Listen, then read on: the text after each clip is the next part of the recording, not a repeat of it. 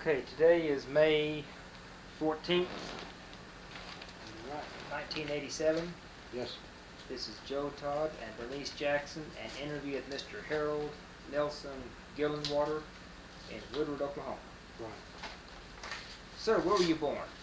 Born in Harper County, Oklahoma, 21 miles north of Woodward. And when's your birthday? February the 21st, 1918. That's the reason I didn't know much about the flu like that. Who is your father? Lindsay, Lindsey, T. Gillenwater. And your mother? Ona, O-N-A, Nelson. Where were your parents from? Well, how far back do you want to go? They came to Oklahoma from Kansas. They both your mother and father? Right. I'm not a, oh, the clock. Awful, do you want to stop the clock?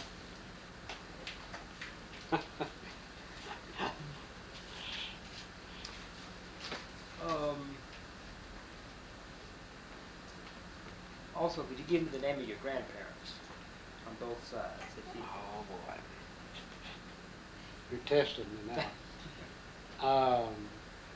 My grandfather on my mother's side was Robert Nelson.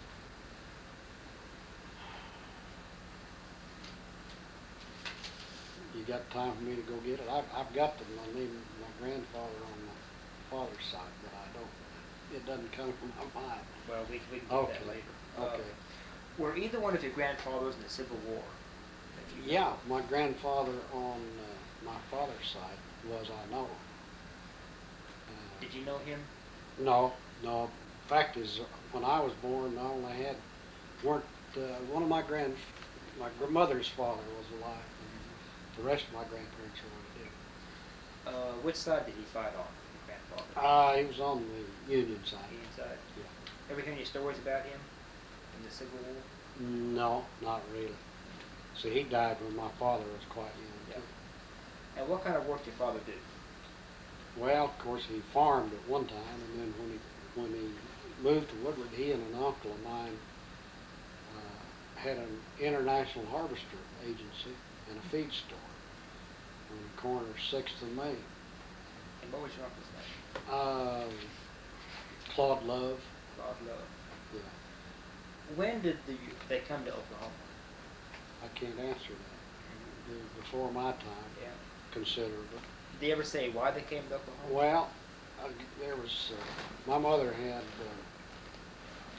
3 sisters and 2 brothers, and they all came out of Kansas, or in Allen County, Kansas, to around Mutual. And then my grandfather owned a farm there, and of course several other people did. My father, however, didn't acquire a farm there.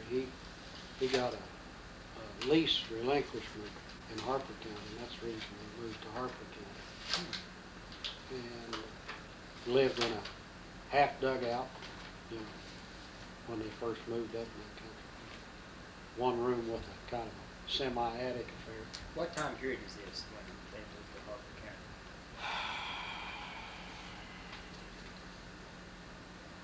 Well,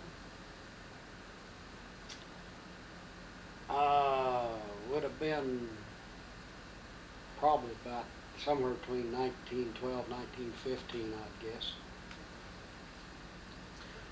What kind of house was the family living in when you were born, 1918? My father built a frame house, still stands. How big is it? Oh, boy. I'll give you an educated guess, about 30 by 30. Like 1 room? Or? Oh no, it had 2 small bedrooms, a fairly good-sized living room, a pantry, and a heck of a big kitchen, which is kind of really where the family lived, I presume. But that living room was probably for guests. Now, was he farming up in Harper County? Right. As a small boy, what chores did you do in the farm? As a small boy, I did one on the farm. My folks moved to town, moved to Woodward in about January 1920. So, you know, I was born February of 18, so I wasn't quite two when I moved to Is this Woodward. when he opened the International Harvest Right. business? Mm-hmm. Right. What are your first memories of Woodward? What did the town look like? Well, much smaller than it is today, of course. I'm not that familiar with my early days, just how big it was, you know, but as I got a little older, 22nd Street would have been the extreme edge of town. My early recollections, of course, First Street was the east edge of town. Did downtown look about like it does today in those years? Oh, there's been a good many changes. Some of it's pretty much the same, but there's been a lot of changes, of course, over the years. I'd say from 4th Street, where Foster Cabinet Shop used to be, there's something else, an automotive shop of some kind there now. There's a monument company across the street now that at one time they renovated mattresses, as I recall.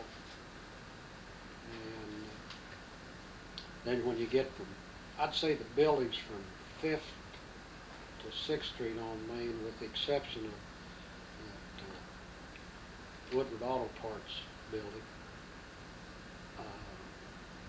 that's been added in more recent years. They use a storage building across the street. I remember when it was built, the Lobbin Motor Company used to occupy it way back. That's when they first came to Woodward. It's Woodward Automotive Supply uses it for a warehouse now. The rest of those buildings in that block were pretty much the same. Between 6th and 7th, there've been some changes, but basically those are pretty much the same. Where did they get the name Woodward for the town?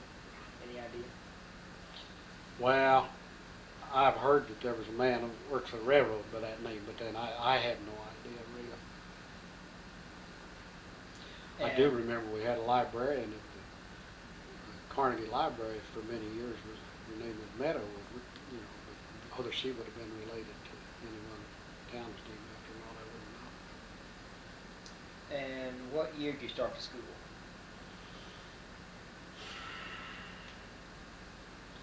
I guess about 1924. Yeah, started in the East Ward. It's now between, well, still the original building's still there. They've added a lot to it here, there, and yonder. But I was just noticed recently that it was a small building, and the original part of that building is still there. It's on between 1st and 2nd. What was the name of the school? Well, at that time they called it the East Ward. Just East Ward? Yeah. You know, we didn't have to have too many wards then. They had the East Ward and West Ward. And I'm not sure the one on 8th Street, whether they called it North Ward or Madison or whatever. But anyway, that was the 3 grade schools. Except there was a grade that started with the 3rd grade up in the area where I believe 5th and 6th or whatever it is. Anyway, it's on 10th Street. Where it was a wood frame building. Right next to where that little gym is, that wasn't even built when I started school up there, as I recall. They built it about that time. And you went all the way through high school here in Woodward? Oh yeah, graduated here in 1936. 1936. Were all the streets in Woodward paved? Oh man, no.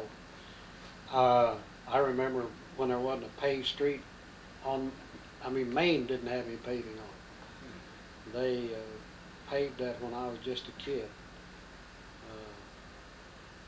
Fact is, my father was still in the international business at that time. And as a boy, you know how kids like to play with rocks. I bounced them across on the concrete from one curb to the other. but one of them jumped the curb and busted a plate glass window out of my dad's building. But it was, and I got in a little trouble, needless to say, but not real serious because it was unintentional, and Dad knew that, of course. And he didn't really give me too bad a time. When it rained, what were the streets like before they were paved? Muddy. They terrible. What can you expect? Water and dirt.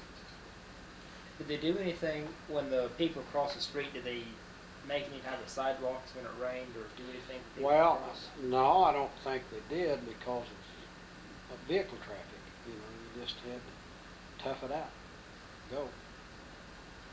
They didn't put gravel on the streets? Oh, it might have had some gravel on it. I don't remember, really. But, What kind of sidewalks did you have? well, they had concrete sidewalks. Oh, you had concrete. Yeah.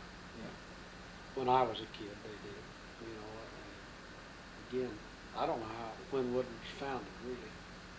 About the time of the run, was it 93 or no, 87, I guess. They had the centennial But- issue. But well, that's true. I guess that'll tell us something, shouldn't it? Did they still have saloons? No saloons, to my knowledge. No.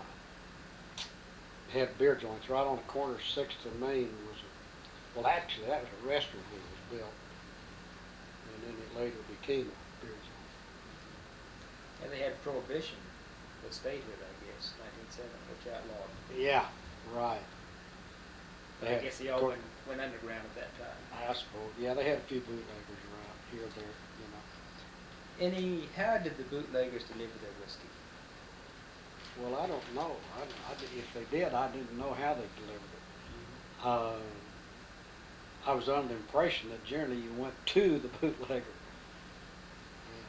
I was talking to Matter of fact, I made a couple of trips myself in my young days, But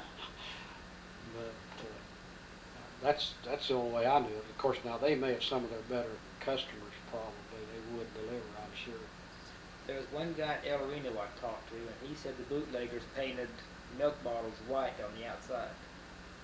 Never heard of that. And in the morning, they just take the milk bottle and sit on the front porch. Is that right? And it looked like a milk bottle. They didn't pick it up. Can you believe?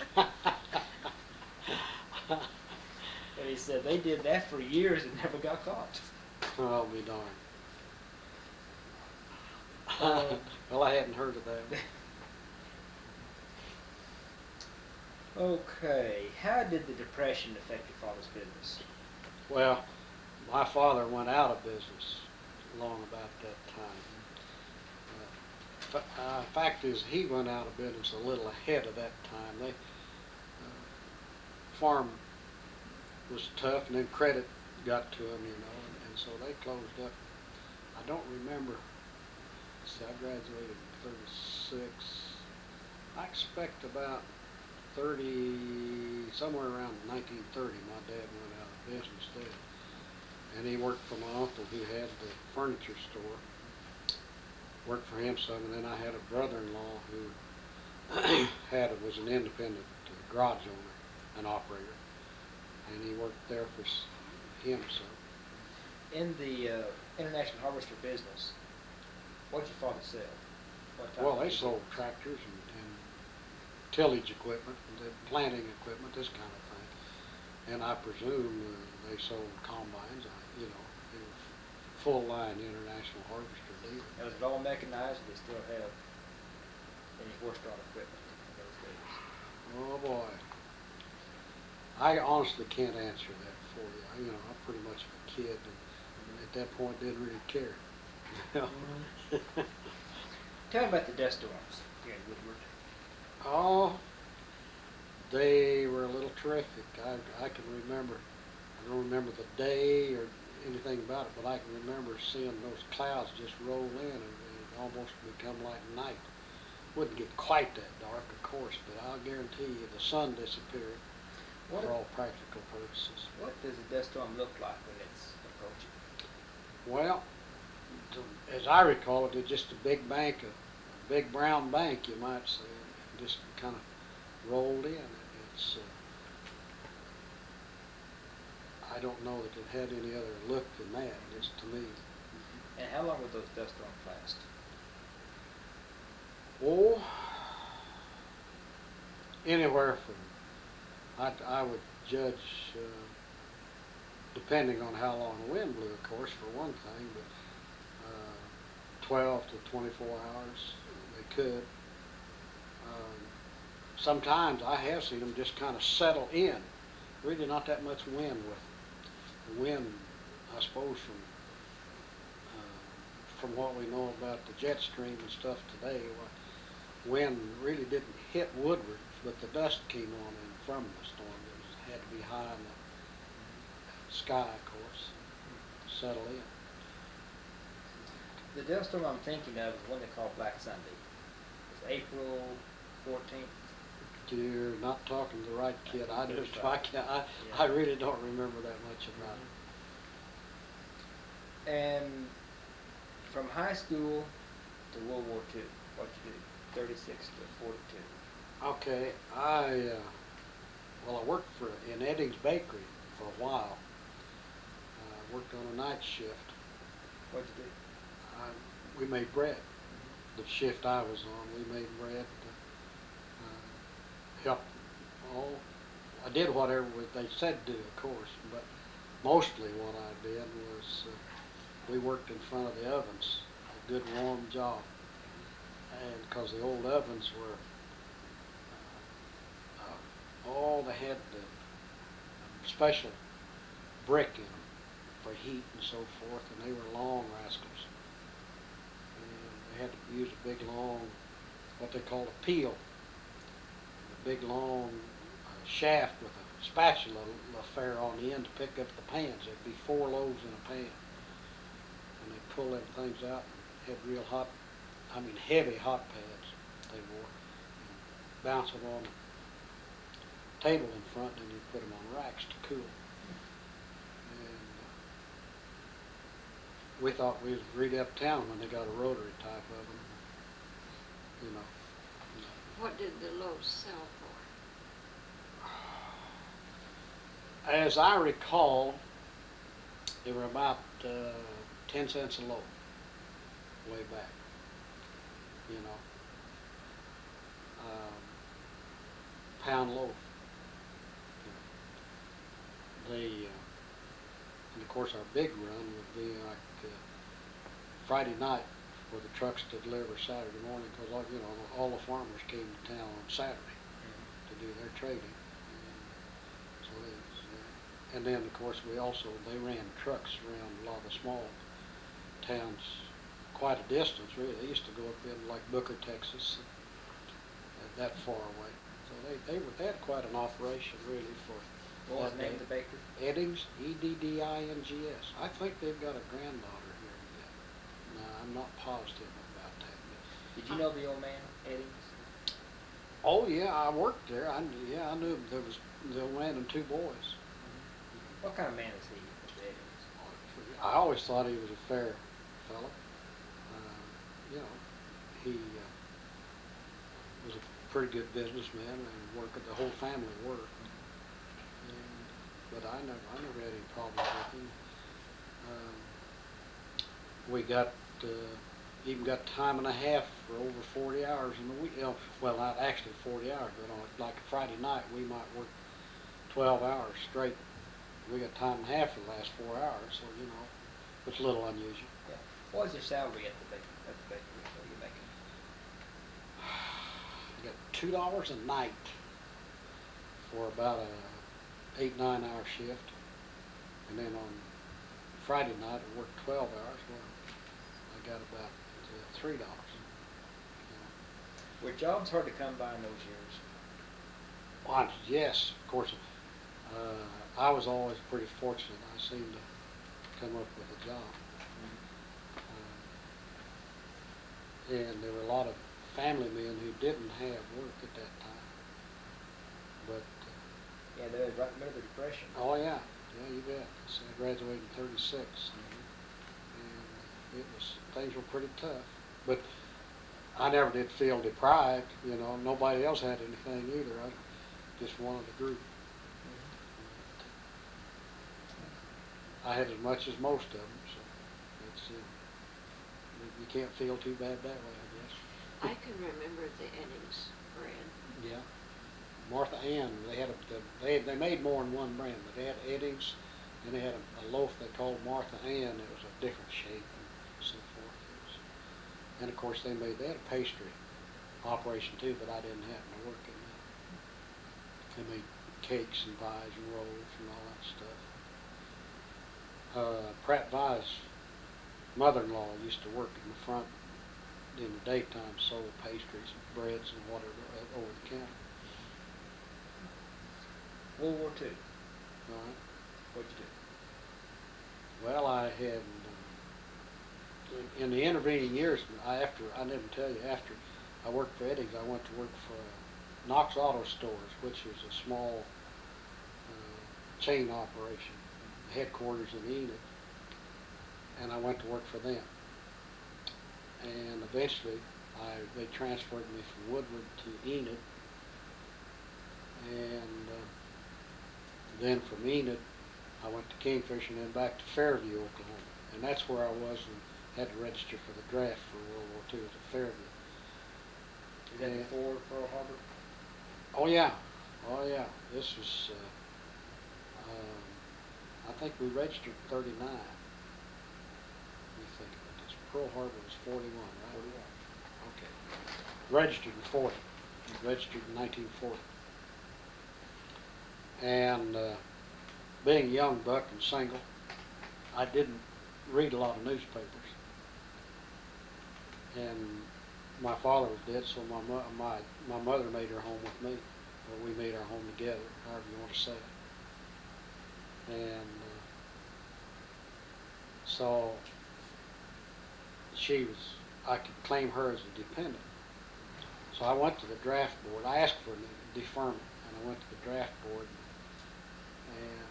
and I wasn't aware that they only gave 6 months deferments at a time. That's because I didn't read much. And I got to the draft board and said, well, we can give you 6 months deferment. And I said, well, if that's the best you got to offer, just send me in the very first group. I'll do my time and get it behind me, And they were very accommodating. They sent me in the first group. So you were drafted then? Oh yeah, I went through the selective service system, right. Except I did volunteer to go early, but yes, I was eligible to be drafted. When were you drafted? I was sworn in Oklahoma City, January 3rd, 1941. I spent almost a year in the service. I went to Fort Sill first, and then I went to Fort Benning, Georgia, into Armored Division. Patton's old stomping ground. 2nd Armored Division? Yep. And then I went from there to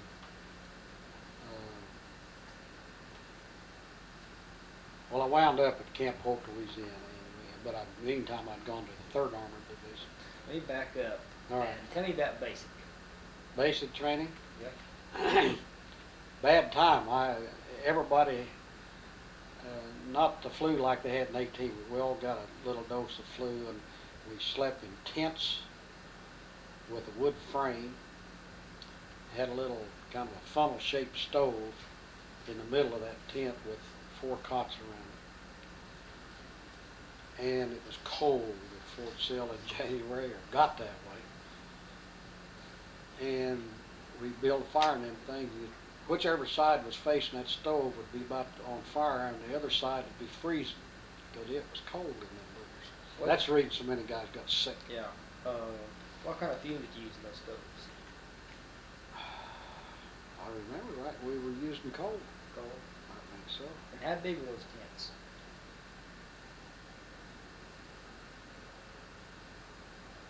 Probably about 16-foot square or something like that, 14 to 16-foot square. They weren't too large.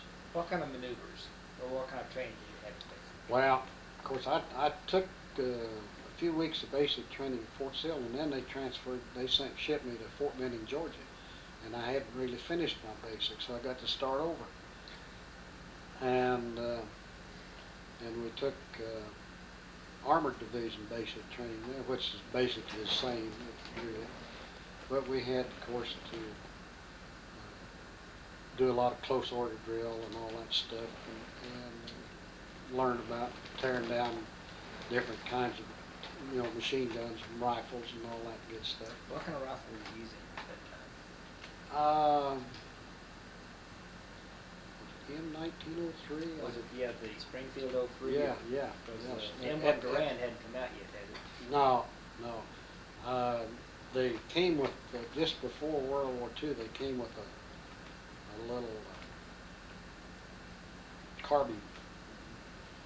And being in an armored division, we went to the carbines. I was in, actually I wound up in the Ordnance, but I took my basic training in a tank outfit, and they used the carbines, where the guys in the infantry divisions, or battalions, I should say, infantry battalions, they used the 03, the heavier. What kind of uniforms did you wear? Well, of course, we do basic old olive drab fatigues for daytime, ordinary stuff around camp. And then we wore, we had both khakis and woolen, and I mean rough woolen uniforms for so-called dress uniforms when we went off the post. Are you still wearing the old World War I uniform, the wool? Oh, well, it was a little different. Man, there's the scratchiest things you ever saw.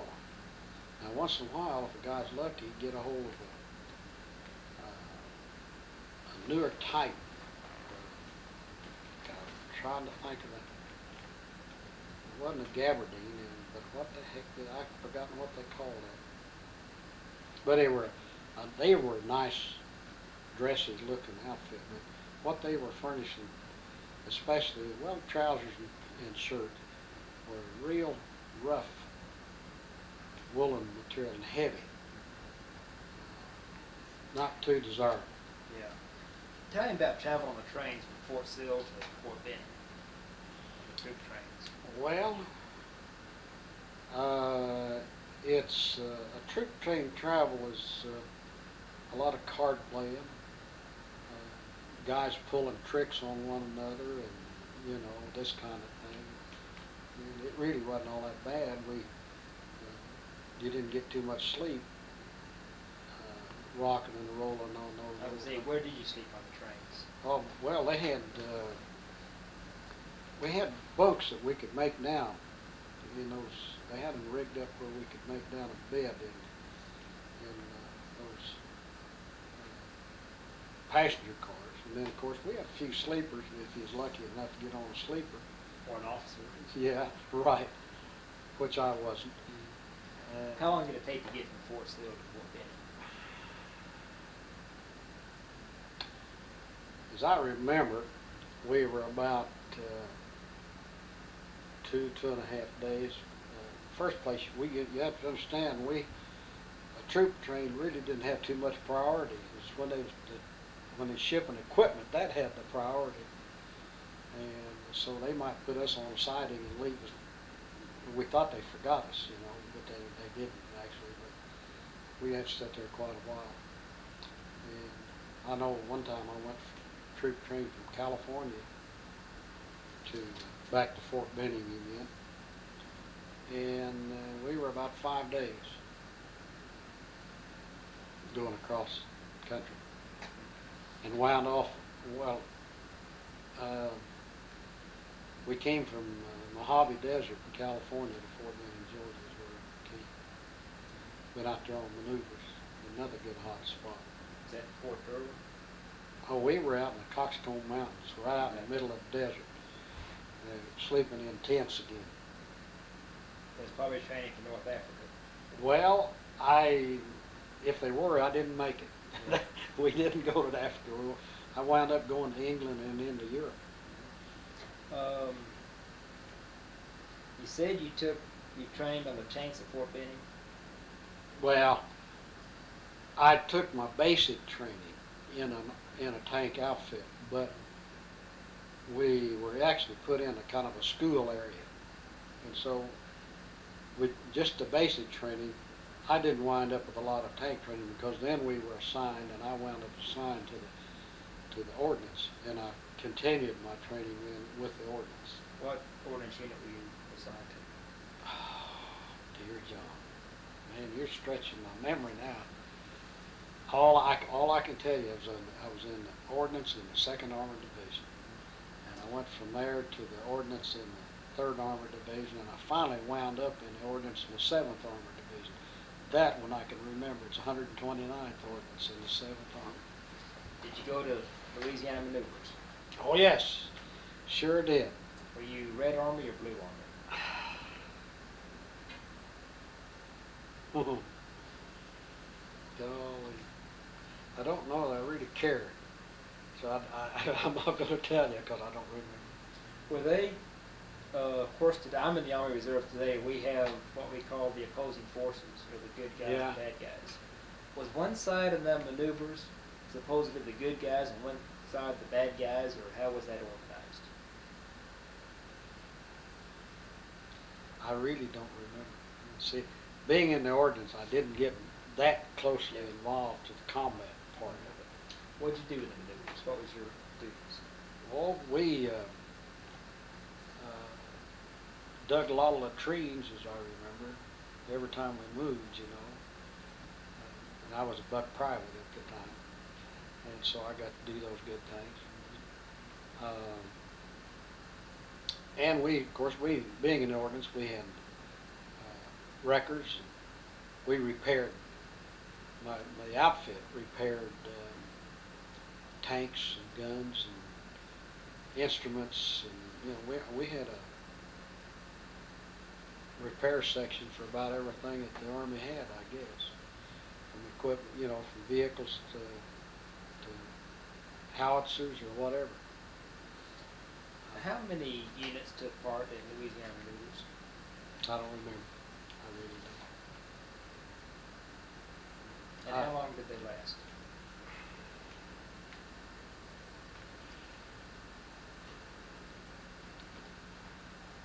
Well, as best I remember, we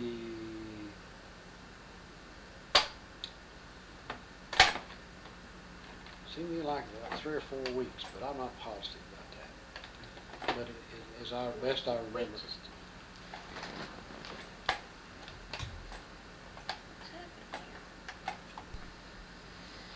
I've got something you might be interested in out in my doghouse. I got a little shed out here, shop, and I'll show it to you when we get through. Okay. It shows you where all the 7th Armored Division went in the European theater. Well, where the ordnance went, at least. I don't know about the whole division, but the ordnance. We had a guy in the outfit. We got some maps, and then this guy in the outfit listed the dates and places, so forth. From Louisiana, where'd you go? Went back to Louisiana.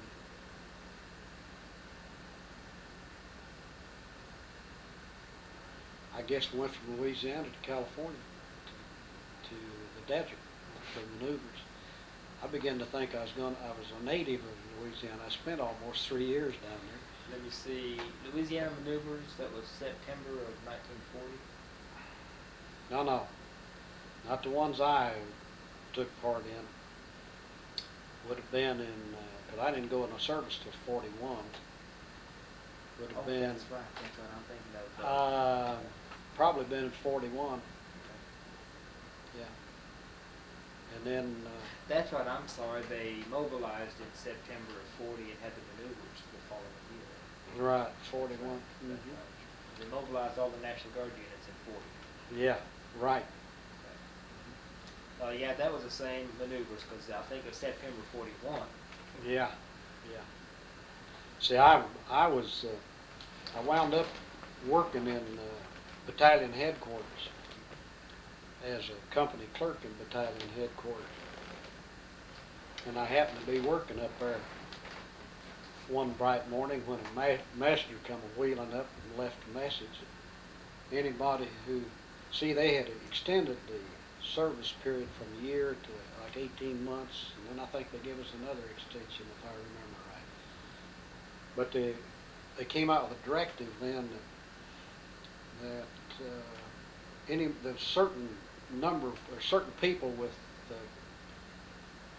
more or less non-essential classifications could be released after their year's service anyway. So working in battalion headquarters and being a clerk, I jumped right on that sucker. I figured they don't need company clerks, not too bad. And so I immediately, well, the first thing I did, called a friend of mine down the motor pool, asked him if he'd like to get out. So I fixed up a letter requesting he and I both be released at the end of our 12 months service. Got my company, hustled down to company commander and got them to sign them. Took it into battalion commander and got him to sign it. And got me a motorcycle messenger boy and shipped them to headquarters right quick, division headquarters. And those were the first two to hit the headquarters so they made test cases. And we both got our release approved. We would have been, he and I went in the same day. He was from Pond Creek. And we was to be discharged the second day of January 1942. And you know what happened. Where were you? Where were you when that happened? We were on a weekend pass, living it up down in Texas. We were stationed at Camp Hope, Louisiana at the time. And doggone, woke up that Sunday morning and radios were blasting out, and I knew I wasn't getting out any then. And I walked in battalion headquarters then on Monday morning. Battalion commander looks at me, and he kind of grins. And I said, "That's all right, you couldn't give me a discharge now." Of course, I was probably lying a little, but I didn't want him to know it. And so I stayed with him until October of 45. Yeah, October of 45 when I finally got out. When did you go overseas? I didn't think I was ever going. I went overseas in 44. I shipped out of New York D-Day in Europe. 26. Yeah. Tell me about the trip over. Or what ship did you travel on? Queen Mary, went first class. But I'm no sailor, believe me. I went overseas on Queen Mary. They had it rigged up to transport troops, of course, and we went unescorted, which means they done a lot of zigging and zagging. We were, I think, 6 days going over, and docked in Scotland, as I recall. But even then, I spent some time laying down on the promenade deck because I just, that motion, and I don't get along too good. And that wasn't too bad. Then we spent some time in England. Let me get those before we leave the Queen Mary. All right. Where did you sleep on the Queen? Which deck? Oh Lordy, must have been right over the engines. We were down a ways, and it was hot and stuffy. By the way, those English, they know how to cook. I was going to ask about the meals. Wow. On the ship. The first breakfast on the Queen Mary, I'll never forget. The English make what they call porridge, which is a very thin oatmeal. You know, they take oatmeal and pour a bunch of water in with it and cook it. And for that first breakfast was about done me in. I had kidney stew and porridge for breakfast. Neither one impressed me at all. And the rest of the food they served was about comparable. When I said they were good cooks, that's not right. They're lousy cooks. But how many? I assume you were in a cabin on the Queen Mary. Oh no, man! They had that. If I remember right, I know there was at least 2 bunks, and I did manage to get a top bunk because with all that motion, I didn't want to be the guy below, you know. And Who got the captain of the ship? Well, the non-coms and the officers, I presume. Of course, and, well, non-coms and officers, my foot, I was first sergeant. What was I doing down there? But then we had we had a division on that thing. Yeah. Better part of it. So how big was the room that you were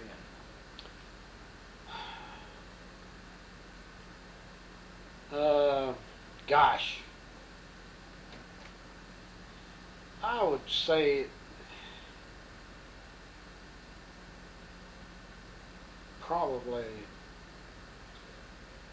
20 by 24, something like that. And it was full of beds. I mean, you know. Was that in the back part of the ship, the front part? Oh, I happened to be in the front part. Yeah, thank goodness for that. It didn't get all that vibration quite. Have you been to Queen Mary in California? No. I was on it last year. Were you? We had a meeting, and they have, of course, it's a hotel now. Right. And they have one part as a museum, and they've restored the bunks and everything, and they show how it was used as a troop transport. And they're looking for people that were on the Queen Mary going over, coming back through the war. Is that right? Yeah. Well, a whole 7th Armored Division, except for the advanced detachment, guys that went in advance of the division, in other words, we went across on that sucker. It's done very nice. It really is. Yeah. They have you can stay in the cabins, and you can take your choice first class all the way down. No, they don't. And they've done a good job restoring it. That'd be interesting to see. And you say you docked in Scotland? If I'm not mistaken, that's where we docked in Scotland. Any incidents No. happen on the way over? No, not really. No, we had a real good trip. I thought it might be a little bit bad, but the old ship's captain, he probably thought we was on a glazed surface, you know. Yeah, I read out there that Hitler promised, was it so much money or so much gold to the crew that sunk the Queen Mary? Is that right? Yeah, and that was an incentive because Hitler wanted the Queen Mary, and he offered an astronomical amount of money for the submarine crew that could sink the Queen Mary. And here we go unescorted, you know. And did you sight any submarines? Never did see a thing. Well, yeah, I saw a destroyer one time. He come off out there and blinked his lights, and they were signaling back and forth, and he backed off and went on. But that's all we saw. Was that a German destroyer? No, I'm sure it wasn't German. It was probably an ally. Yeah. If it had been a German, we'd been in trouble. They've been thinking about that money Hitler was offering. Yeah, but I'm sure it was an ally. And then, of course, I spent, I think, about 16 months overseas. Tell me what you did overseas. What did I do overseas? Well, what ordnance soldiers do, I guess. Which is, what are the duties of an ordnance soldier? Okay. Well, as I told you, we repair everything that the Army travels with, I guess, practically, including tanks that's got a hole blown in them from German artillery. I've seen some chunks of human flesh look like bigger than a roast, but you know, inside those things. And I don't know how some of them guys could stand to work on them. Fortunately, I didn't have to. But because they, you know, the leaves of the human body gets pretty rank pretty quick. And some of them things, I don't know how them guys could climb down in them and work on them, but they did. Now, did you do this in England? We done that in Germany. In Germany. Yeah. Now, tell me about England first. Well, okay, in England, well, really, the period in England was more or less a time spent getting ready to go across the channel. And because we didn't do any maneuvers or anything like that. We worked mostly. Have any contact with the English people at all? Oh, yeah. What was the response of the English to the American soldiers? Well, most of the people we came in contact with were friendly. They wasn't necessarily thrilled with us being over there, and yet they knew why we were there and that they needed to tolerate us. Because, well, you can take a bunch of guys that are the age group that most of your soldiers are, and they're a little brash, you know, and they're American, and so they were probably a little bit overbearing as far as the English people were concerned. And so we didn't endear ourselves to them a lot, and yet they didn't mistreat any of us at all. Did you get to London? One time, went into London, and of course it shot up pretty bad. I was going to ask, what did the city look like? Well, there was a lot of rubble around, and yet, you know, they kept it pretty well cleared away as much as possible. The worst place I saw it during that was, what was the town in Germany that we liked that blew it right off the face of the Cologne? Well, There's Cologne and Dresden, Nuremberg. Nuremberg. I went through Nuremberg one time. It was nothing but a pile of rubble with streets bulldozed through it. Really, I never saw such devastation in my life. Not ever. And I'm glad I wasn't there when it went on. You know, naturally. Tell me about when you first hit the mainland from England, and how long were you ever in the front lines? No, I got closer than I wanted once, but I never made it to.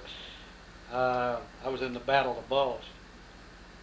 My division was, you know, and some of our boys got shot up, and we all got shot at, I suppose. Okay.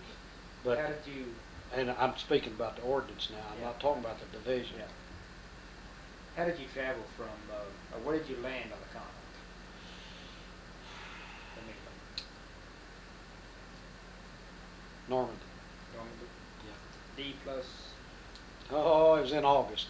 August. Well, quite a few. Yeah, but there were still bodies floating in the water. You know. How did you cross the Oh, English Channel? Boat. PT boat? Well, those gadgets with the front opened up. LST? Yeah. Just we loaded our vehicles on those things in England, and then when they hit the beach, why they just dropped that thing down and we drove right onto the beach. What did Normandy look like at that time after the invasion, a few months afterward?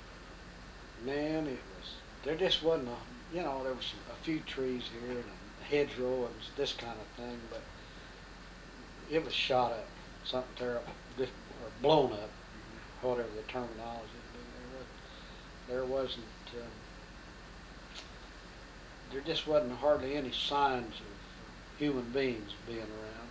I mean, it's still there, I'm talking about inhabited by the French people.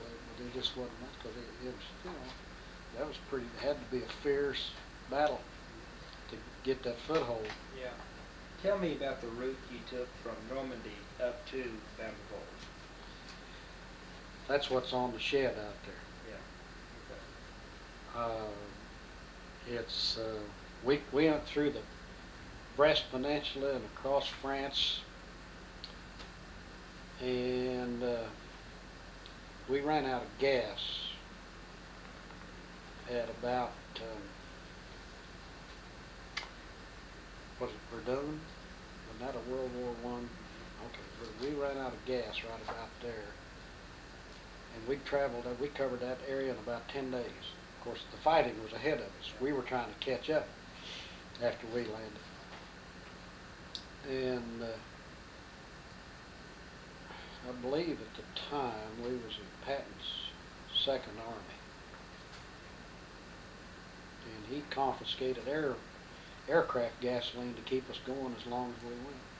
Caught a convoy of gasoline trucks, and I suppose the Air Force probably wasn't too proud of him, but kept us going anyway. Where were you when the Bulge started? In Belgium. In what town?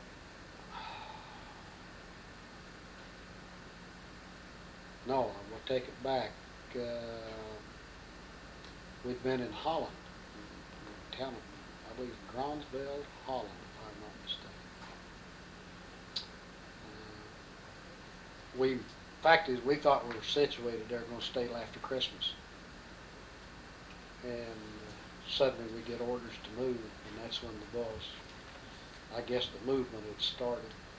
And we lost quite a few guys in the division. They got trapped. The Germans got them pinned down. Where? Now Where did you go? That was in Belgium. Oh boy, that's a lot of those names get away from me. How far did your unit pull back when the Germans came? We never did get out of Belgium, if I remember right. So you did go into Belgium then? Oh yeah. You know what area you were in? No, not right off the top of my The head. main Bulge in the Ardennes forest area, around Liège. Yeah, well, we were around there. We were in that area, all right, but we pulled on back. My outfit, we got. The thing I remember when the sun finally came out, you know, it was a heavy fog, cool, cold, damp weather during the time that Bulge went on for the most part. And as soon as it cleared away and the sun came out, it looked like for miles, as far as you could look any direction, was bombers. Ours. Never saw anything look any better. And of course, then it wasn't too long till, of course, German Air Force was about annihilated long before that. What was your reaction when you heard about the German Bulge, the Ardennes offensive? What was your reaction? Well, of course, really at the time, I don't know that I had any special reaction. It was just another period of the war, and we, like a soldier does, you know, you just make the best of what's going on. And I don't know that I had any special. Did you know exactly what was going on? on?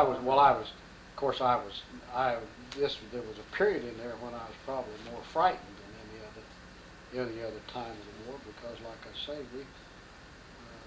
we were close enough that we got fired on a few times, my outfit did, and made me appreciate them old boys up the front lines a lot more, you know, really.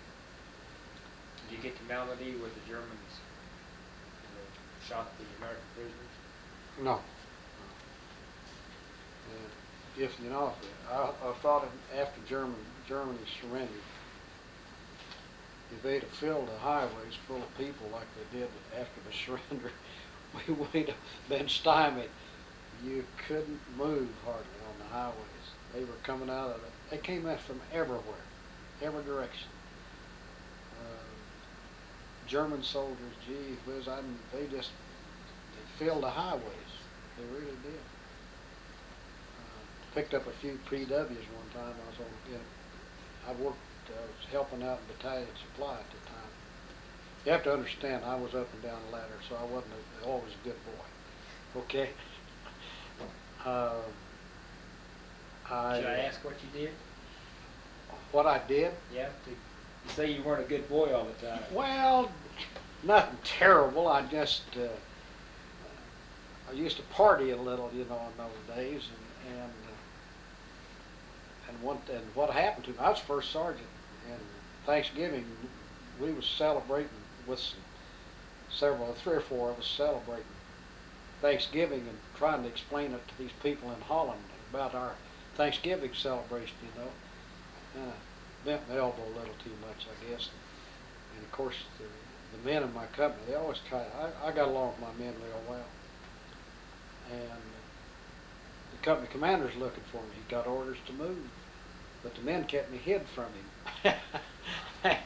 And so when it finally caught up with me, why he just proceeded to take my stripes away from me.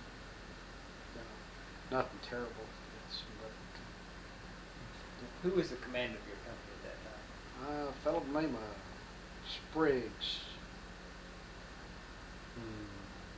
Can't think of his given name. What, the captain? Yeah. Where did you cross into Germany? What point?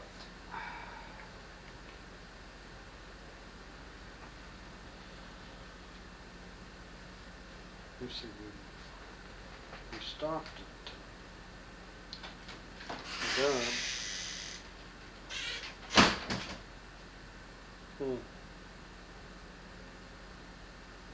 The Remagen Bridge yet. I went across that sucker, but that would have been later, wouldn't it? Was the bridge already gone at that time? Oh yeah, we crossed on a pontoon bridge. Yeah. Of course, the engineers had already done their job. We had a pontoon bridge to cross on. Did you go through Aachen? Yep, sure did. Okay, that's why we crossed into Germany. Yeah. Yeah. And I guess that was pretty much the end of the gold stand. Oh yeah. Yeah. What'd you do in Germany? Well, of course, I served in the Army of Occupation for a short time until we began to ship us back. See, what was you had to have 83 points, as I remember, under the point system to be discharged at that time. How do you get points? Okay, we got a point for every month of service in the U.S. and we got 2 points for every month of overseas service, and then you got points for like a Bronze Star, Gold, Silver Star, Gold Star, Purple Heart, this kind of thing. But all mine were just points for service. And they took 83 points to be discharged, and I had 81 when I totaled them up. But anyway, so they were shipping me back to the States. Actually, I guess if they hadn't ended the war in the Pacific, I'd have had gone to Pacific. But fortunately, they stopped that rascal. Now there's where they travel. Kind of, this is, tells you this how many prisoners our division took. Let me get a picture of that. All right. Oh.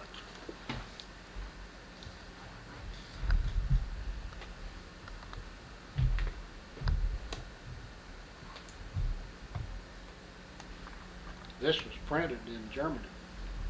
It was. Oh yeah. Had this before I ever left Germany. So I wasn't there just a couple of days. I was there a little longer than that.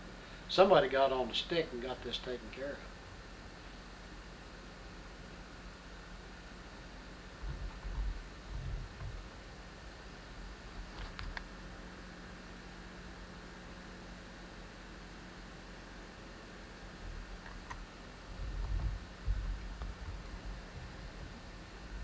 Is your name on this personal notes?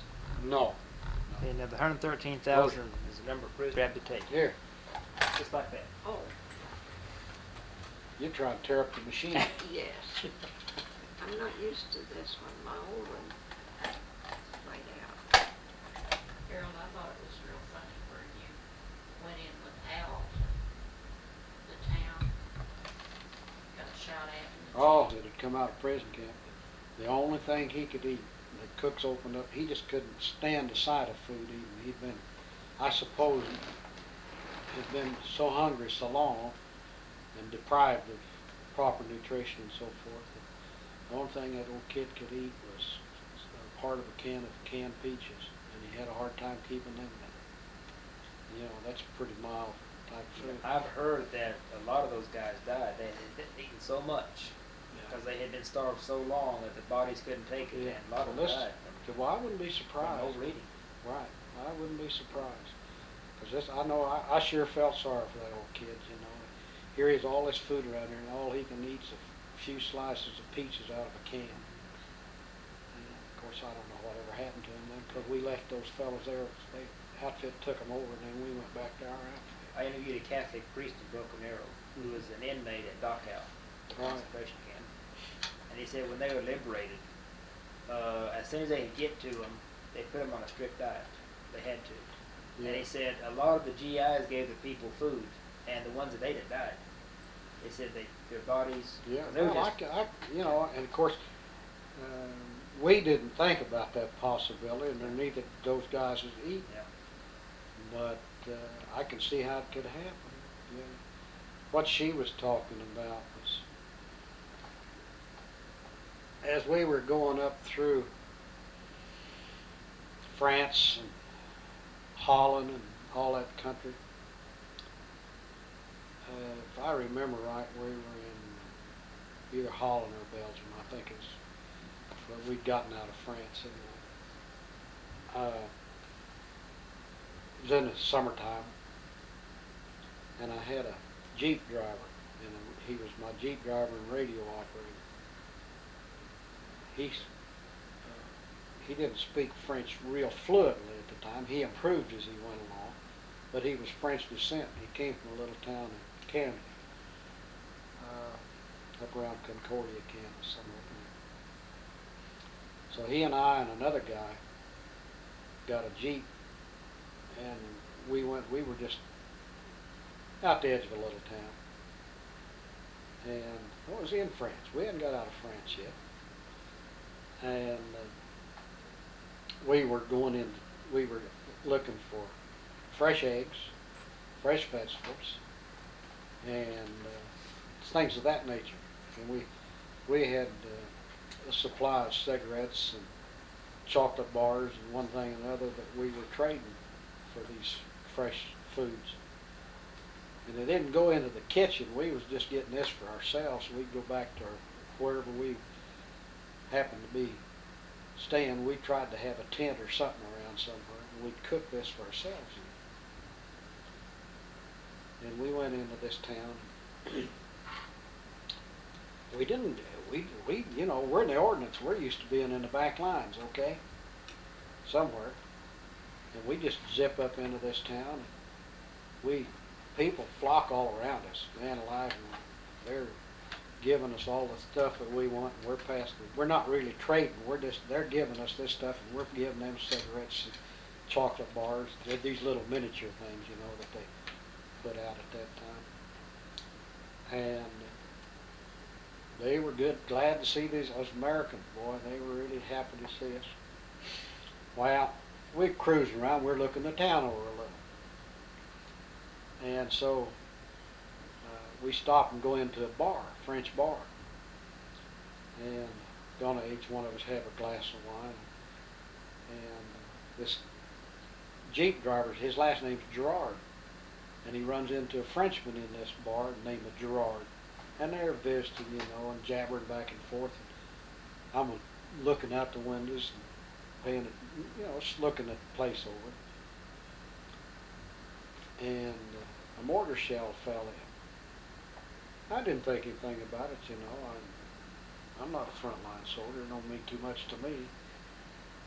And 2 or 3 more of them fall in. So this driver, he asks this Frenchman, Gerard, what's going on? And he tells us that the Germans are just on the other side of town. And there's nothing between us and them, you know. So, man, we run out and jump in our Jeep because it's parked in front of the bar, and them Germans are sitting close enough they can see it. And we jump in a Jeep and take off, and then mortar shells following us. And we turn the first corner we come to, it followed. They lob a couple in there. Then the next corner we come to, we turn again, and we got away from them. Nothing happened to us, but it shook us up a little. So when did you get your discharge? 7th day of October 1945. 17th? No, not right. That's when you and I, no. When did you and I get married? 27th? 27th. It must have been the 17th day of October then, 1945. And you came back to the States on what ship? I came back on a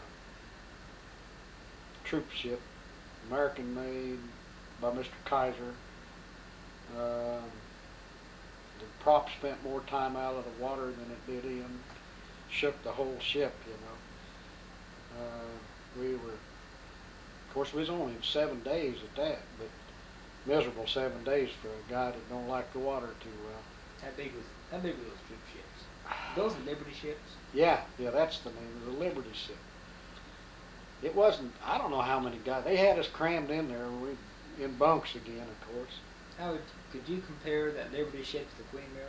Oh, yeah, man, there's no comparison. Like being out here in a 12-foot boat and being up in a yacht, you know, there's about that much difference in it. And I had a real good friend from Omaha, Nebraska. He loved it. He was mad because he hadn't been in the Navy. He was up and going all the time. I stay flat in my bunk. The only time I left my bunk after we got out to sea was to go up to the head and relieve myself, and back down to bed. And he carried food to me. And that's the way I came back overseas until we docked in Boston. And we come back. You came into Boston? Yeah. Is there a crowd there to meet you? Oh, I wouldn't say it was a huge crowd. You know, it wasn't too new at the time when I finally got back.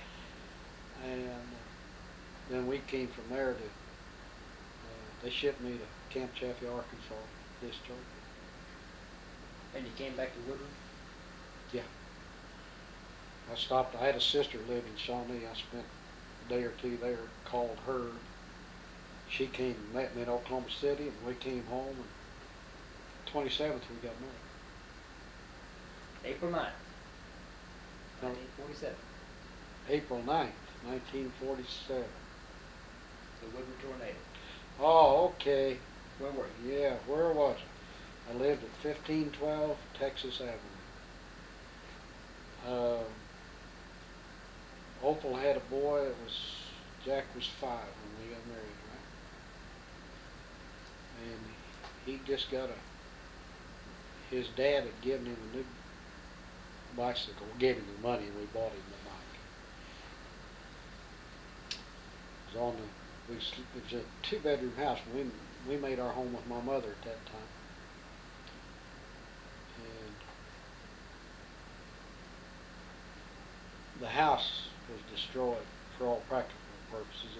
It had a porch with a top on it on the front. It had an enclosed porch on the back. It scooted that house around on the foundation, took the roof off the house, the top of both porches. The enclosed porch on the back was where the oldest boy, her boy, my stepson, slept. And he didn't like lightning and so forth, and so we had him in the house that evening, fortunately. And his bed and all the stuff that was on the back disappeared, but his bicycle was still there, and it was on a kickstand. And when I got to it after the storm, it was over on the seat and handlebars, but still on the porch, and with the rest of the stuff gone. We had... Where were you during the tornado? Okay, we were in the living room of the house when it first hit. I never thought about it being a tornado. It never entered my mind. But the first thing that happened to us was one of the window glasses blew out. And then another one went. So we had, the oldest boy, we was bedding him down on a couch in the living room. So we went into the front bedroom, which would have been the southwest corner of the house. And our son he was born in February, just ahead of the 25th day of February, just ahead of this tornado. And quite small, of course, and Opal was afraid that the wind would take his breath. And she told me to get up and get something to wrap around that baby so the wind wouldn't take his breath. I did. And pretty soon she's hollering again. She wants something else. She's afraid that wind's going to take his breath. I did. I got her some more. I don't know how many times we repeated that, but anyway, by the time the storm had passed over, that old kid's wonder he didn't smother. He had so much stuff on him to keep him from losing his breath, But stuff was pretty well, now the walls were standing. And so all of our stuff the furnishings were still in the house. Scooted around considerably, I might add. But, and of course to get a flashlight, I took the headlight off this bicycle I'm talking about. I don't remember how I got it off. I have no idea, but I got it off there. And used it for a flashlight. And we could see that there were some things around yet, and none of us were seriously hurt at all. The fact is, I don't know if we even got any bad bruises, fortunately. A long time after that, some sand managed to work itself out of my arm. Penetrated somehow. Did you finally realize it was a tornado? Well, I don't know when I finally woke up to that fact. I told Oak, I said, well, this old house, I guess, too much wind to withstand it. And I don't really know when I finally was aware it was a tornado. But anyway, we had a cedar chest, and we kept all the baby's clothes in the cedar chest. And I could see it was still there, and I made a remark, well, at least we'll have baby clothes, you know. And later, when we opened up that cedar chest, it was empty. It opened the lid on that thing, sucked all those clothes out of there, and let the lid go back down. Refrigerator in the kitchen, still standing there. Big, large mixer on top of it, still sitting there. The baby's bottles and formula in the refrigerator all upset. But of course, I don't know how much it would have taken to cause those bottles to topple over and lean that other thing up there. I believe about anything people tell me about a tornado, I believe it. Did you do any work to help clean up or help the wounded or dead? Well, not really. Of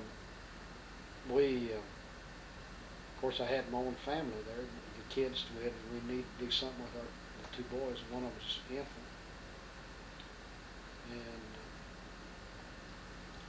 so I began to, well, her dad, I don't know if they heard about it. They lived on a farm out south of town. Somewhere along the line they came. And I was working at the time for L.D. Hart Candy Company. Leonard Hart down at Fisher Grain Company, his father. And I had his panel truck that I kept it. I rented a garage from a neighbor lady who fortunately wasn't at home that night. And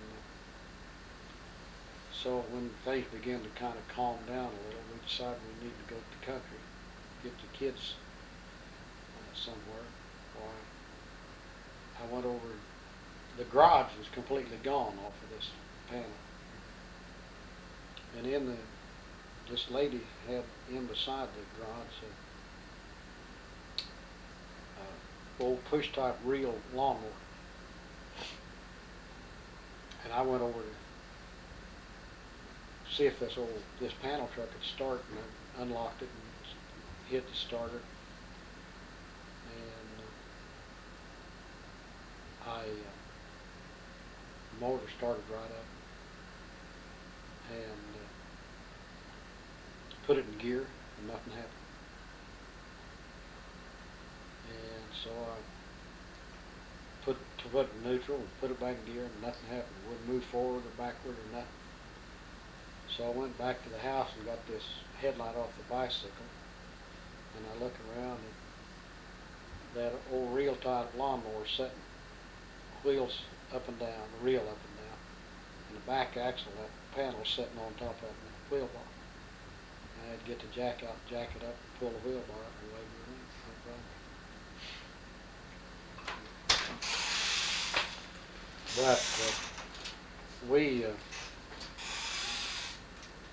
by the time we got out in the country, of course, again, I didn't realize the extent of the damage at that time.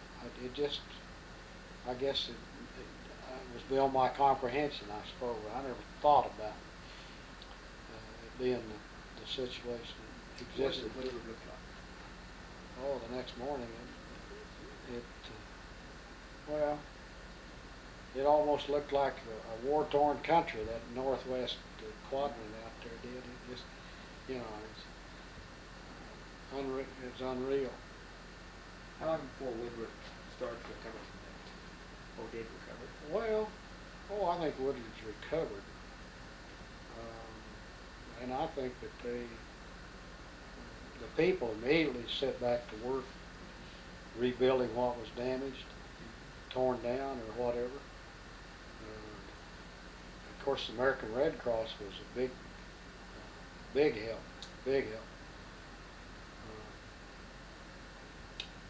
and others, not just the American Red Cross, but there's people come from all over to help. The Mennonites, you could see truckloads of them in here doing whatever was needed at any time. And, help was just offered from every direction, I guess, really. What have you done since then? Since then, well, Opal and I moved from Woodward in 1949. I went to Liberal, Kansas, and I spent 10 years of working there, and you haven't got time to listen to all of that. From there, my mother died about 1958, I think, something like that. And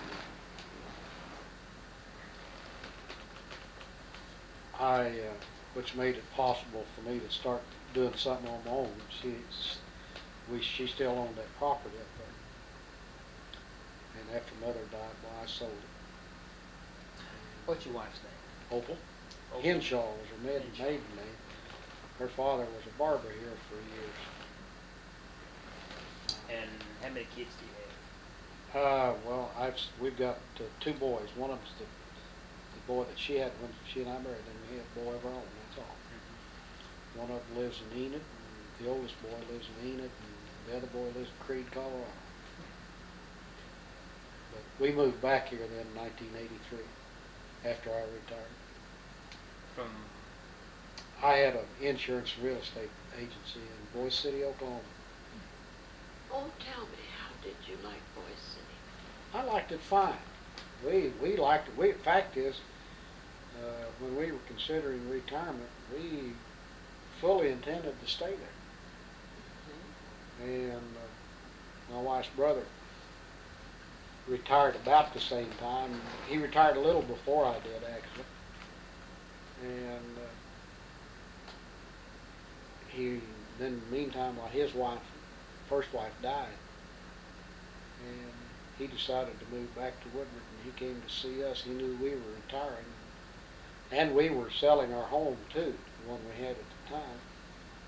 And so he came to us and talked to us, and we wound up moving here, which we haven't regretted at all. We like Woodward, and while we run around as much as we can, you might say. We're gone quite a while, and matter of fact, we're fixing to leave tomorrow. Did you go up and look at those, all those fossils and things up in the Oh yeah, we used to. I've got acquainted with a man out there who was quite interested in all that. Who's that? Roy Butterball was his name. Yes. And Roy drugged me around and showed me a lot of those stuff, and we used to have people come there and want to see those stuff. And working for myself and being in the insurance and real estate business, why, you can pretty well manage your own time. Yeah. And then in a small town like that, why, we wasn't so terribly busy anyway, for that matter.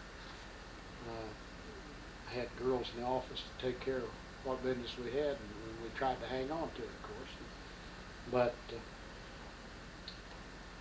so I'd drive a vehicle, and Roy and I'd take different people visited in that area.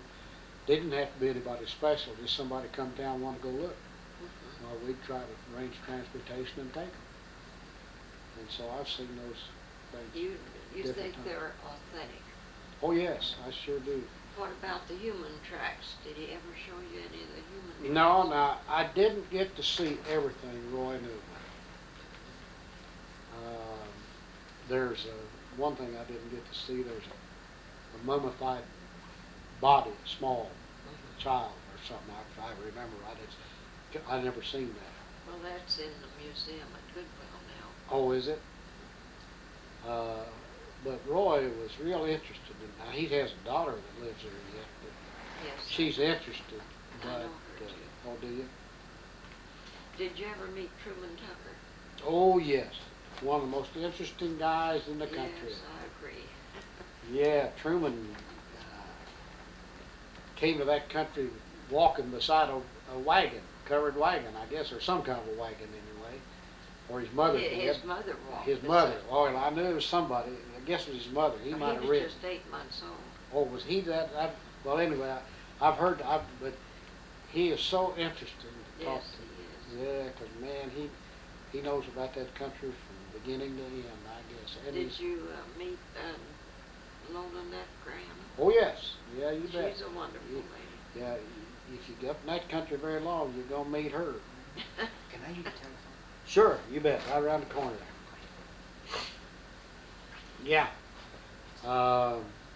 She still, Lona still lives right there where she always has ever since I've known her. I hear from her every once in a And, while. Then her, and Truman, I guess, of course, he remarried and lives in his He old lives home on the place. same Yeah, place, yeah. yes. And he had a brother, Fred, not too far away, but Truman was the guy that was really the Yes. interesting one. Yeah, Truman can tell you stories. He can sit by the hour and tell you stories about that country. Well, he was raised there, and as a boy, he climbed over every hill and rock, I think, that's out there, and he knew it. Yeah, and he had an interest for all Yes, that kind of yes, stuff. he loved that. Yeah, he's a Have very- you ever seen the book Man and the Oklahoma Panhandle? No, I don't guess I have. Well, I was the one that wrote that, and Truman helped me a lot. And of course, Mr. Butterball was gone by the time I was working on that book. Yeah, you know, Roy, his death was a real shocker. Well, he was a small man, Yes. and just never thought about him having a heart attack. Boy, he did, and he didn't last long. Do you have one of the books that he printed? It's large. It's Oh, I had an anniversary or some kind of an edition. Yes. It's Uh, an anniversary. I had one. Now, I'm not sure whether I still have it. I think I gave it when I left that country, if I'm not mistaken. I gave it either to his daughter or the guy that bought my business, and I'm not sure which. Well, But I think Norma Jean had some, so I probably gave it to the guy who bought my business. But it was very interesting. yes. See, well, as a matter of fact, he printed that about the year I moved out. I didn't move out there till 1968, and he printed that about 68, 69, something like that. I have a copy of it. How come you to go to Boise City? Well, I found out there was an insurance agency there for sale, Oh, and I went out and visited. It was owned by a widow lady, and even though she hadn't run the agency, I guess her husband had been dead 10 years, but she'd reached an age where I think she was 72 or 3, and she'd reached an age where she wanted to quit, and so I'd heard about it, and I went out and visited with her, and ended up buying it. And so then I stayed there until I retired. yes. And lady by the name of Graham was the one that I bought it from. She was a fine lady. Real fine. It wasn't Lona. No, no relation. No relation. No relation. Well, can you think of anything more that might be interesting? Oh, I don't really know of anything. I didn't know I knew anything was too interesting to start with. You know, but Well, I've really enjoyed this interview. well, I'm glad you did, and I've enjoyed it. I guess we like to reminisce a little. Yes. You didn't have any brothers or sisters? Oh, you mentioned Oh yeah, sisters. I had 3 sisters. I don't know whether you knew any of them or not. Did you know Art Irwin, A.D. Irwin? He had a garage up on West Main, where Carl's Machine Shop is now. In fact, Carl bought him out. Yes. And that was my older sister. And then I had a sister who married a wagoner. Now all these wagoners around here are either her kids or grandkids or something like that. Mm-hmm. And then my youngest sister was, she married did you know Mrs. O'Shea? No. L.O.C. O'Shea? Married a brother to her, and he was a preacher. And, but I'm the only one of my family left. I was the youngest by quite a bit. My mother happened to be 40 when I was born. Mm-hmm. And being the only boy, I probably had a tough life. You think your sisters gave you? Well, of course, my 2 older sisters were married and gone from home when first I remember. Oh. And they may have been before I was born. I'm not sure, because my second sister, her oldest boy was only 6 months younger than me. And my oldest sister, her oldest boy was only a year and a half younger than me, so And my youngest sister was 9 years older than I was. Well. Fact is, one time I was kidding my mother, and I said, being 40 when I was born, I must have been an accident. And she says, young man, I'm going to tell you that all of my kids were accidents.